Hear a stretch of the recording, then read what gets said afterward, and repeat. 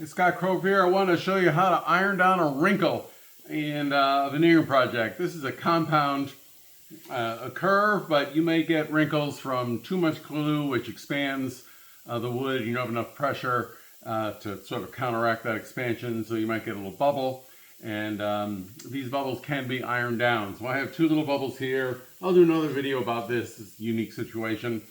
I also do testing before I work with a veneer to see how much compression I can get out of that. Check out the other video link on how to do tests of that. But here I've got, maybe an 1/8 inch void or height of a peak. I kind of think of it as peaks of mountains and valleys. So we're about an 1/8 inch high, and I got another one here, and they're probably 2 inches apart, which is sort of a rule of thumb, if you will. Go check out that other video.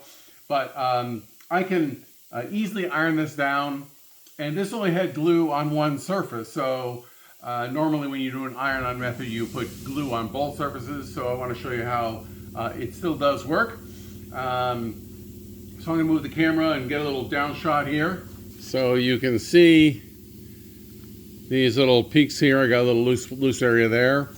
But if I simply hit that with an iron, what I want to do is heat it up first. I don't just want to sort of go down there first, but by heating it up, it will liquefy the glue, and I can iron these babies down. Heat that up, not putting a lot of pressure. Now I am. I don't know if you can see the back. You can actually see the glue bubbles up.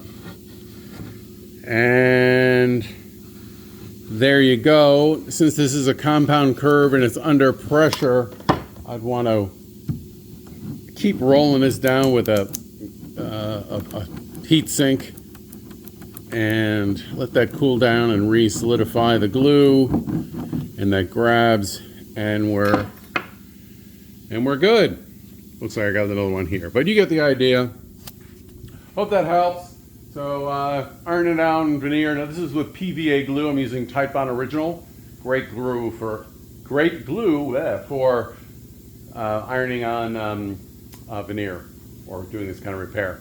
Hope that helps. Like, share, comment. Okay, thanks.